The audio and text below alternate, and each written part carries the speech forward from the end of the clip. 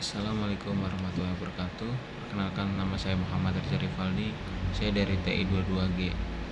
Saya akan menjelaskan sejarah bahasa Indonesia karena banyak di antara kita tidak mengetahui sejarah tersebut, apalagi generasi milenial saat ini. Perkembangan bahasa Indonesia sebelum merdeka.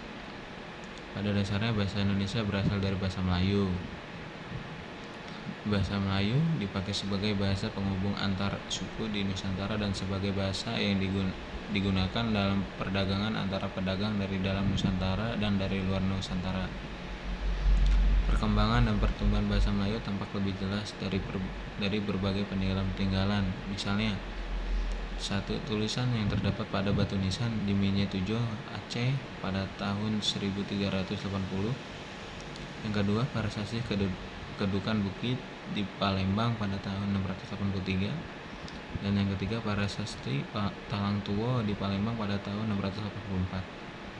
Prasasti Kota Kapur di Bangka Barat pada tahun 686. Dan yang kelima, prasasti Karangbarahi Bangko Marangi Jambi pada tahun 688. Pada saat itu, bahasa Melayu telah berfungsi sebagai satu bahasa kebudayaan, yaitu bahasa buku-buku yang berisi aturan-aturan hidup dan sastra.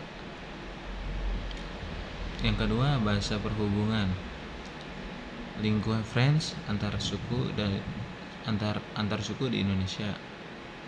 Yang ketiga, bahasa perdagangan baik bagi suku yang ada di Indonesia dan maupun yang pedagang yang berasal dari luar negara Indonesia. Bahasa Melayu menyebar ke pelosok Nusantara bersamaan dengan menyebarnya agama Islam di wilayah Nusantara, serta makin berkembang dan bertambah kokoh keberadaannya. Karena bahasa Melayu mudah diterima oleh masyarakat Nusantara sebagai perhubungan antar pulau, antar suku, antar pedagang, antar bahasa, dan antar kerajaan. Bahasa Melayu menjadi bahasa Indonesia menjadi bahasa persatuan untuk seluruh bangsa Indonesia. Sumpah Pemuda tanggal 28 Oktober 1928. Peresmian nama bahasa Indonesia pada tanggal 28 Oktober 1928. Para pemuda kita mengikrarkan Sumpah Pemuda. Naskah putusan Kongres Pemuda Indonesia tahun 1928 itu berisi 3 butir kebulatan tekad sebagai berikut. Yang pertama, kami putra dan putri Indonesia mengaku bertumpah darah yang satu, tanah Indonesia. Kedua, kami putra dan putri Indonesia mengaku berbangsa yang satu, bangsa Indonesia. Yang ketiga, kami putra dan putri Indonesia menjunjung bahasa persatuan bahasa Indonesia. Dan dengan diikrarnya Sumpah Pemuda, resmilah bahasa Melayu yang sudah dipakai sejak pertengahan abad ke-7 itu menjadi bahasa Indonesia. Di lingkungan persekolahan seperti SMP, SMA, dan SMK, dalam upacara Senin pagi sering diucapkan pernyataan Sumpah Pemuda putaran ketiga yang salah. Ketiga, kami putra dan putri Indonesia mengaku berbangsa yang satu, bangsa Indonesia. Bunyi tersebut salah karena menyiratkan bahwa seakan-akan bahasa-bahasa daerah di Indonesia yang secara faktual berjumlah 746 buah tidak diakui keberadaannya.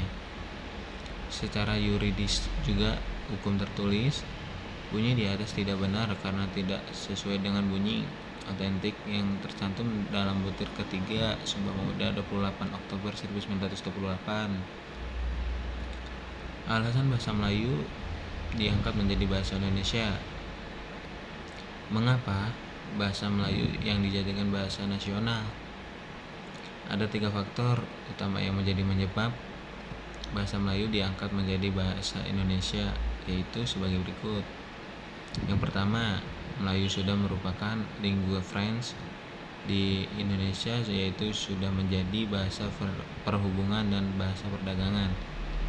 Yang kedua, sistem bahasa Melayu sederhana, mudah dipelajari karena dalam bahasa ini tidak dikenal tingkatan bahasa seperti bahasa Jawa, ngoko kromo, dan perbedaan bahasa kasar dan halus seperti dalam bahasa Sunda, lemas dan halus. Yang ketiga, suku Jawa, suku Sunda, dan suku-suku yang lain dengan sukarela menerima bahasa Melayu menjadi bahasa Indonesia sebagai bahasa nasional. Perkembangan bahasa Indonesia tahun-tahun penting yang mengandung arti sangat menentukan dalam sejarah perkembangan bahasa Indonesia dapat diperinci sebagai berikut. Yang pertama, tanggal 28 Oktober tahun 1928 merupakan saat-saat yang paling menentukan dalam perkembangan bahasa Indonesia karena pada hari itu diikrarkan semua pemuda. Dan yang kedua, pada tanggal 25 Juni sampai tanggal 28 Juni 1938 dilangsungkan Kongres pertama Bahasa Indonesia di Solo. Putusannya adalah bahwa pembinaan dan pengembangan bahasa Indonesia telah dilakukan oleh cendekiawan dan kebudayawan kita. Dan yang ketiga, tanggal 18 Agustus 1945 ditandatanganilah Undang-Undang Dasar 1945 yang salah satu pasalnya pasal 36 menetapkan bahwa bahasa Indonesia berkedudukan sebagai bahasa negara. Yang keempat, Kongres kedua Bahasa Indonesia di Medan pada tanggal 28 Oktober 2 November 1954 memutuskan bangsa Indonesia bertekad untuk terus-menerus menyempurnakan bahasa Indonesia. Yang kelima, pada tanggal 16 Agustus 1972 Presiden Republik Indonesia meresmikan penggunaan ejaan bahasa Indonesia yang disempurnakan yang dikuatkan pula dengan putusan Presiden nomor 57 tahun 1972. EYD tersebut merupakan pengganti ejaan Sewandi ejaan Republik 19 Maret 1947.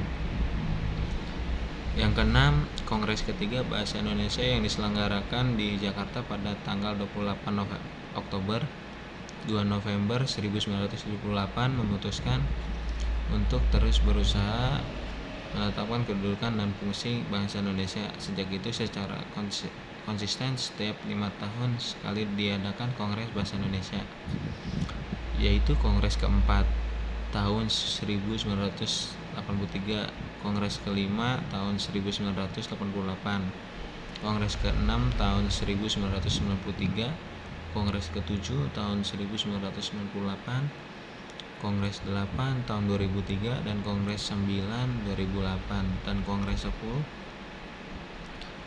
Yang ketujuh, Kongres 10 Bahasa Indonesia diadakan di Jakarta tanggal 28 1 November 2013.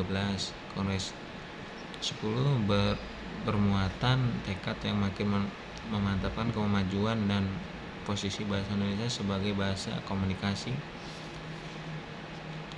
nasional dan bahasa ilmu. Kongres ke-10 adalah bahwa pengembangan dan pembinaan bahasa Indonesia akan lebih tingkatan dan akan diperjuangkan secara bertahap, sistematik, dan berkelanjutan agar bahasa Indonesia menjadi bahasa internasional.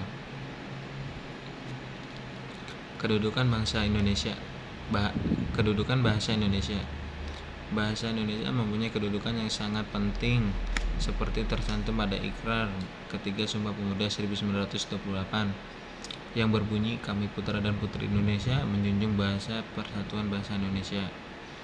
Selain itu, di Undang-Undang Dasar 1945 tercantum pasal khusus bab 15 pasal 36 mengenal kedudukan bahasa Indonesia yang menyatakan bahwa bahasa negara ialah bahasa Indonesia. Dengan kata lain, ada dua macam kedudukan bahasa Indonesia. Pertama, bahasa Indonesia berkedudukan sebagai bahasa nasional sesuai dengan Sumpah Pemuda tahun 1928. Kedua, bahasa Indonesia berkedudukan sebagai bahasa negara sesuai dengan Undang-Undang Dasar 1945. Fungsi bahasa Indonesia.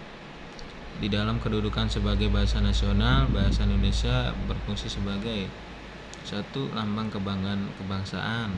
2. Lambang identitas nasional. 3. Alat perhubungan antar warga, antar daerah, dan antar budaya. Dan keempat, alat yang memungkinkan penyatuan berbagai suku bangsa dengan latar belakang sosial, budaya, dan bahasa masing-masing ke dalam kesatuan kebangsaan Indonesia. Di dalam kedudukan sebagai bahasa negara, bahasa Indonesia berfungsi sebagai 1. Bahasa resmi kenegaraan, 2. Bahasa pengantar di dalam dunia pendidikan, 3. Alat perhubungan pada tingkat nasional untuk kepentingan perencanaan dan pelaksanaan perhubungan, dan 4. Alat pengembangan kebudayaan, ilmu pengetahuan, dan teknologi. Dan yang kelima sebagai bahasa media massa, dan yang keenam bahasa sastra Indonesia, dan ketujuh bahasa yang memperkaya khazanah bahasa negara, bahasa daerah. Itu saja yang bisa saya sampaikan. Mohon maaf bila ada kekurangan. Saya akhiri. Wa hidayah wa taufiq wa hidayah. Wassalamualaikum warahmatullahi wabarakatuh.